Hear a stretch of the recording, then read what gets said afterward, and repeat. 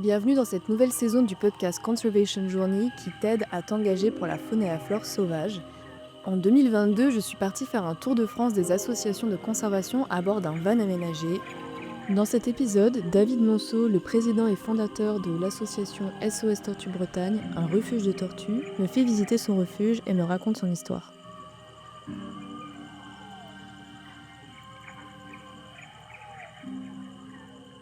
Parce qu'on est arrivé ici, c'était même pas un champ, quoi. C'était en fait un endroit où la commune déversait les gravats, tout ça. Donc on a du tout aplanir, voilà, un travail de terrassement d'abord. Tout ce que l'on voit là, c'est beaucoup de récupération, hein. On a acheté des vis, mais la nourriture donc est donnée par les centres commerciaux.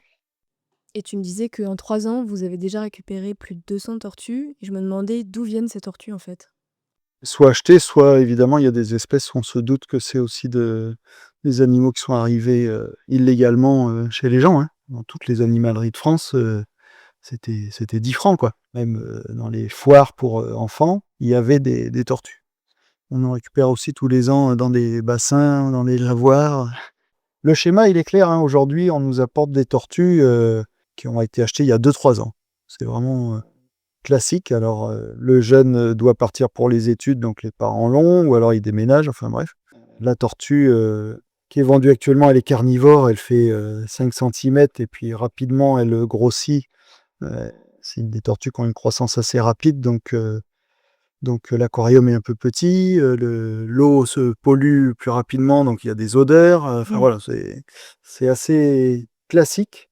La SPA nous a confié une tortue qui, depuis justement les années 80, a vécu là-dedans. Et en fait, c'est quoi votre rôle dans la conservation des espèces sauvages en tant que refuge de tortues? On répond à la problématique déjà du lâcher dans la nature, hein. Donc les espèces comme les florides, voilà, elles s'acclimatent et elles se reproduisent. On a le droit de recueillir, et puis après, donc en fonction des espèces, on, on a des espèces qui vont rester au refuge et d'autres qui peuvent être adoptées. Et du coup, vous récupérez quelles espèces de tortues aquatiques? Donc pour la partie aquatique, en fait, on va avoir ici pour les tortues dangereuses, c'est-à-dire principalement les tortues serpentines, par rapport à la force de leur mâchoire et leur tranchant. Le long bassin qui fait donc 13 mètres à peu près de long, donc c'est par rapport aux tortues africaines qui sont donc actuellement euh, l'espèce la plus récupérée. Donc là, on approche la centaine de tortues dans ce bassin. Niveau maintenance, ça se passe vraiment très très bien. Ça, c'est une Imidura, oui, qui vient de Papouasie-Nouvelle-Guinée. Et pour les tortues terrestres? Donc là, on a des tortues qui viennent à peu près de Turquie. Après, on a les tortues d'Hermann, donc France, Italie, Corse, Sardaigne. David et ses bénévoles ont super bien bossé, vraiment, les tortues sont hyper bien accueillies. Il y a cet espace intérieur qui est donc plus chaud avec des plantes, c'est super beau et c'est hyper bien aménagé. Et puis il y avait l'extérieur que vous avez vu tout à l'heure. C'est une tortue sillonnée, la 3e plus grosse espèce du monde. Et cette tortue-là, il m'expliquait qu'en fait, elle fait des terriers.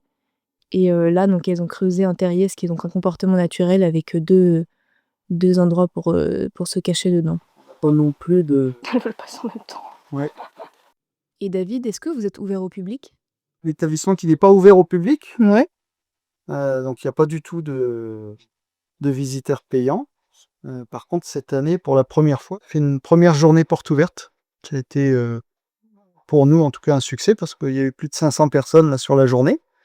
Et puis c'est surtout un succès par rapport aux bénévoles qui s'investissent et qui ont été très satisfaits de la journée. Donc voilà, on fait aussi quelques interventions dans les écoles. Et est-ce que vous avez besoin de bénévoles?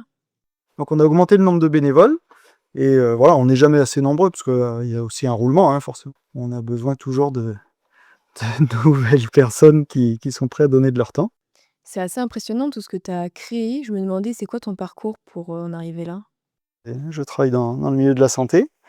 Et du coup, voilà, c'est que du côté hobby, passion, temps libre que je m'occupe des tortues. Le fait de tout de suite, à 14 ans, faire des stages l'été au Village des Tortues ou à la SHF, la Société Herpétologique de France. Après, c'est des rencontres qui font que voilà, il y a des choses qui se construisent.